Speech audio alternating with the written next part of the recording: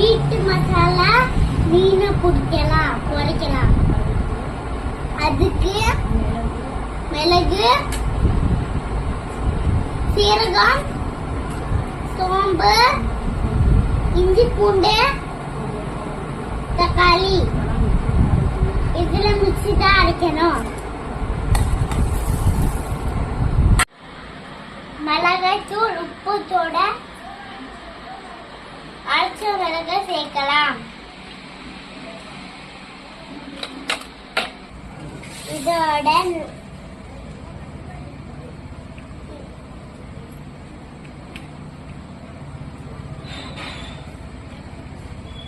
இதுல நம்மள புரிஞ்சிட்டு மீன் தடவணும். இப்ப ஃபிஷ்ல மசாலா தடவணும். 1 hour ஊற வைக்கணும்.